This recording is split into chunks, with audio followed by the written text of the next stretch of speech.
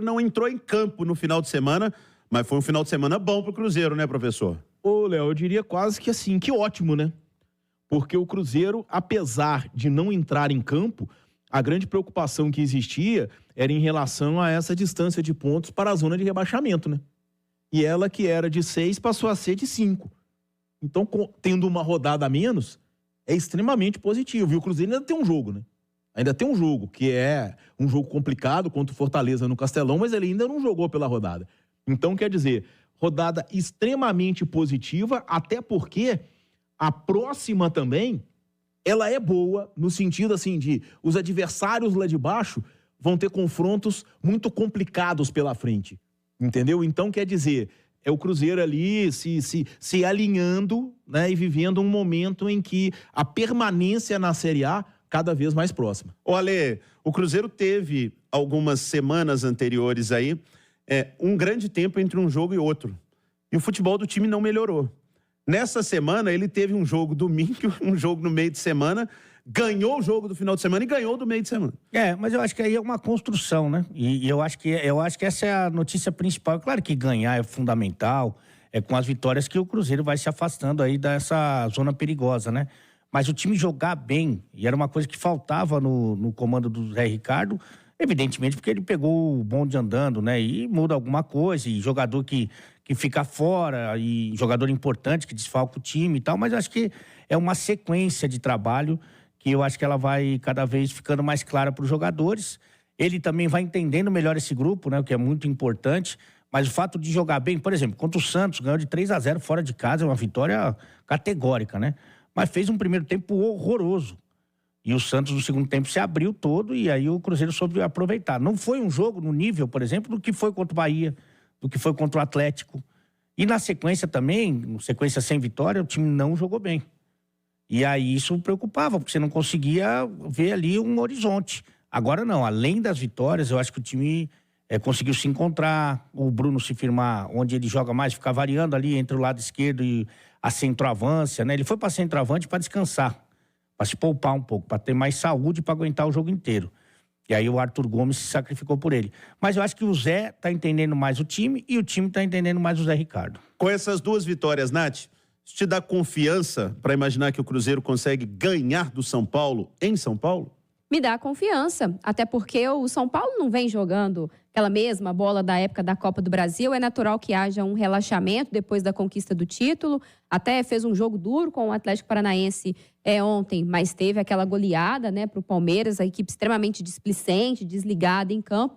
E acho que o Cruzeiro, se conseguir dentro do Morumbi, a raça, a luta, a dedicação, a intensidade, ser o algo a mais que tecnicamente o São Paulo é superior, talvez o Cruzeiro possa, sim, sair de lá com um resultado positivo. Eu até via hoje mais cedo o Wesley falando que talvez o grande desafio do Cruzeiro, para além do campo e bola, do jogo, seja manter esse espírito, né? Que ele adquiriu lá na vitória contra o Atlético, que ele imprimiu no jogo contra o Bahia, e imprimir agora na partida contra o São Paulo. Ô, professor, quando você pega o embalo, é bom ter jogo atrás de jogo? Ou esse períodozinho que o Cruzeiro teve esse final de semana para poder recuperar a rapaziada acaba sendo bom? Léo, a questão física no final de temporada ela é muito importante, né? Então, quer dizer, essa parada, ela é boa para o Cruzeiro, que vem vivendo um momento diferente, né? Assim, a gente reclamava muito que o Cruzeiro do Zé Ricardo era pior que o Cruzeiro do Pepa.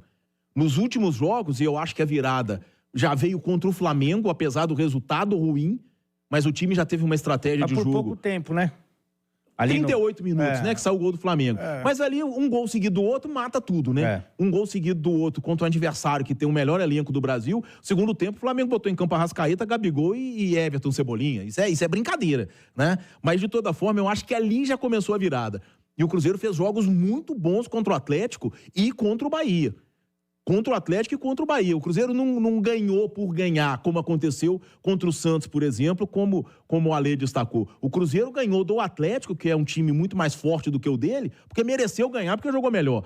E o Cruzeiro fez 3-0 no Bahia, podia ser 5 ou 6, porque jogou muito melhor do que o Bahia. Então eu acho que esse é o ponto importante e talvez essa parada possa ser fundamental justamente para isso, para os últimos ajustes. Mas o Cruzeiro do Zé Ricardo nos últimos jogos apresentou um futebol muito superior ao que vinha apresentando. Ô, Léo, e o Zé Ricardo achou alternativas, né? o Cruzeiro do Zé Ricardo, nessas últimas 2 partidas, já é melhor que o do Pepa. Esse Cruzeiro do Zé Ricardo tem algo que o do Pepa não teve, que é o Matheus Pereira. Com o Pepa, ele fez um jogo, que foi aquele contra o Botafogo, uns minutinhos contra o Furacão. Acho que a presença dele, por mais que ainda não esteja no seu 100%, no seu ideal, acho que no Bahia ele já se mostrou uma movimentação muito mais interessante do que no Clássico, acho que até pela evolução física, mas a presença dele faz diferença e o ajuste que o Zé Ricardo fez no meio-campo, justamente para o Cruzeiro poder contar com o Matheus Pereira e para ele ter a liberdade, a característica que ele tem.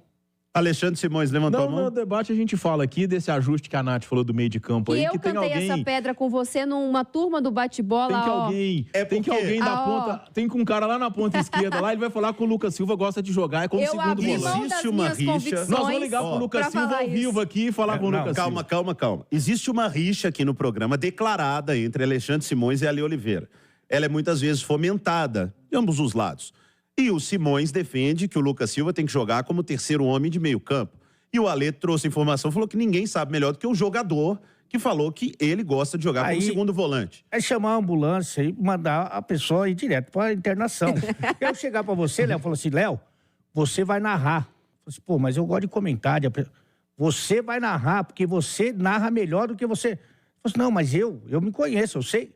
Não, você narra melhor do que você comenta e apresenta. Aí a pessoa tem que ser retirada do recinto. Eu confesso que eu nunca tive o dom, né? Não, mas pelo Simões você vai ver. Olha